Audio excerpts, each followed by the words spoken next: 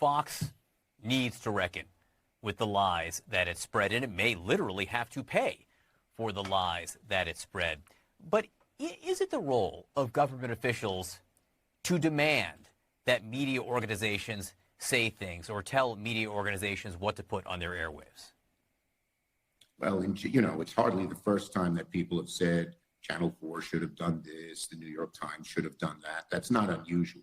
But what has happened here is, and John, very unusual. This is not simply telling them what to do.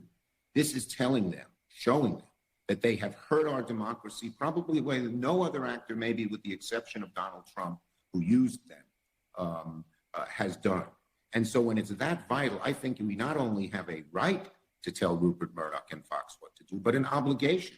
And I hope people from one end of the country to the other will call up Fox and say, do what Leader Hakeem Jeffries and I asked for, which is stop the lies, say they were wrong, and report the news. You may have a different way of reporting the news than someone else, fine, but lying is not part of that different way and cannot be. So think about that for a second. You have a sitting senator and leader of the Democratic Party saying they have the right to tell Fox News what to do. No, you don't. You don't. Yeah, you fundamentally do not have that right, no matter what Fox is saying. You, as a sitting politician, that is a outright violation of the First Amendment if you try to do that. But furthermore, he tries to say that they have this obligation to make sure that companies like Fox are reporting the truth. Number one, I think government agents, including politicians, are the least capable parties of determining what is the truth or what is not. And we've seen that time and time again, especially over the past 3 years. Nobody's been more wrong. Nobody's been more incapable of actually discerning what is the truth when there is a lot of information flying around than people in the government. So the idea that they can decide that and should then mandate what companies say and how they report and what's actually the news and what is the truth, that's fascism. That's what you see in fascist countries. And there's no reason to think that having that level of government oppression would do anything other than prevent people from getting information that they vitally need. Now, I agree that the election theories that were pushed in 2019 and 2020 by the Trump administration and by some in the media were absolutely false.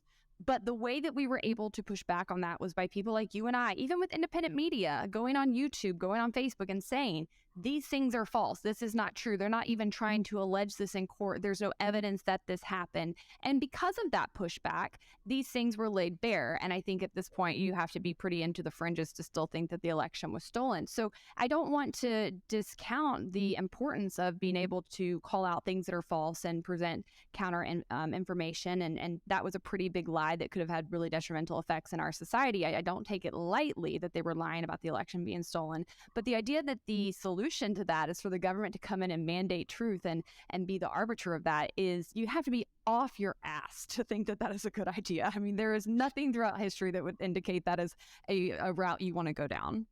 And again, just switch the words. Imagine Donald Trump as president in 2018 saying, I have not only the right, but the obligation to tell CNN what it can and can't do. Imagine the meltdown. And you know what? They'd be right. I would be agreeing with them. But it's like people are so inconsistent and they're so short-sighted too.